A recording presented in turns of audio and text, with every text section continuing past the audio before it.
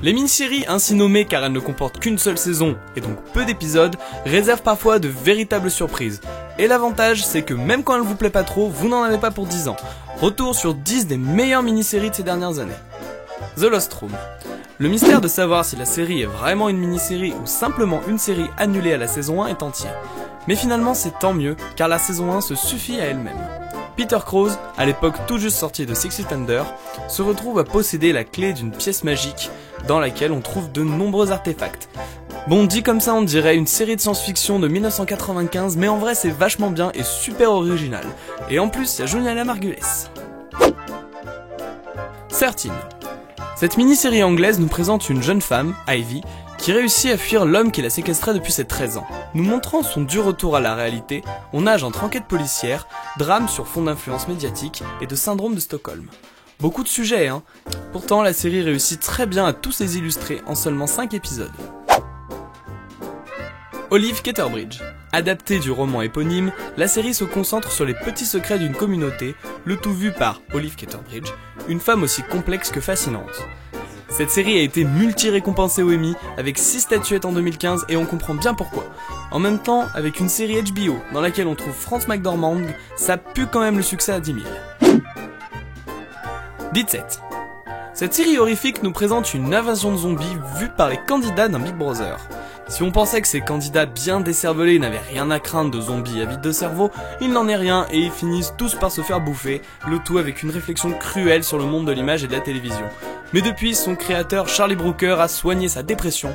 En effet, il s'est attelé à un sujet bien plus léger et calme, à savoir Black Mirror. The Pacific. Quand Steven Spielberg et Tom Hanks font une mini-série sur la guerre, ils ne le font pas semblant. 150 millions de dollars pour 10 heures de guerre intense et éprouvante, poussant les personnages dans leur dernier retranchement. Cette série nous présente aussi de très belles scènes de guerre magnifiquement chorégraphiées. Carton plein au Emmy Award, cette série a remporté ni plus ni moins que 8 statuettes, dont majoritairement de récompenses techniques. Le Prisonnier. Cette série plus anglaise que la reine elle-même est encore aujourd'hui très énigmatique. Comprenez par là qu'on n'y comprend pas grand chose. Habile et surprenant mélange entre série d'espionnage et parcours psyché, l'univers schizophrénique et étrange du prisonnier ont profondément marqué le petit écran en seulement 17 épisodes. Ouais, 17 épisodes pour devenir culte, ça calmerait les ardeurs de certains aujourd'hui. Band of Brothers. 10 ans avant The Pacific, le duo Hanks-Spielberg avait déjà officié dans une énorme mini-série de guerre qui était à l'époque un projet tout aussi faramineux, se concentrant ici sur le conflit en Europe, dont une partie sur le débarquement en Normandie. La série, conduite par l'acteur Damian Lewis, connu pour avoir été le héros d'Homeland, se révèle bien efficace. On y retrouve aussi plus discrètement les acteurs James McAvoy et Michael Fassbender, qui depuis se tapent la gueule dans X-Men, ou encore Simon Pegg, Tom Hardy ou même Michael Kulitz. Show Me a Hero. Alors quand on voit que le créateur de la série avait auparavant officié sur The Wire et Trem, on ne peut s'attendre qu'à du lourd. Ici, Oscar Isaac, connu pour être Poe dans Star Wars, se retrouve maire de New York et doit faire construire des HLM dans un quartier plutôt aisé et peuplé par des blancs. Abordant tensions raciales, gentrification ou encore communautarisme, la série se révèle être très dure mais ô combien efficace. Et le Golden Block d'Oscar Isaac l'a confirmé.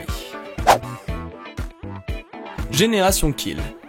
Troisième série de guerre de ce top et non des moindres, Génération Kill qui est certes moins spectaculaire que les deux précédentes, mais dont l'aspect épuré presque documentaire rend l'action encore plus proche et les effets d'autant plus traumatisants.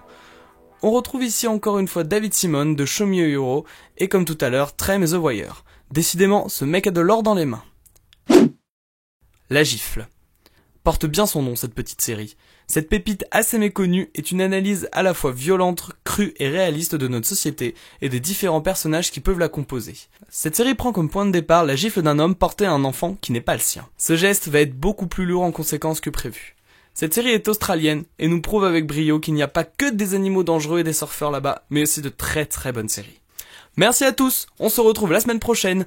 D'ici là, regardez toutes ces séries et surtout, abonnez-vous si ce n'est pas déjà fait. Likez, partagez et surtout, communiquez-nous votre propre classement. À la semaine prochaine.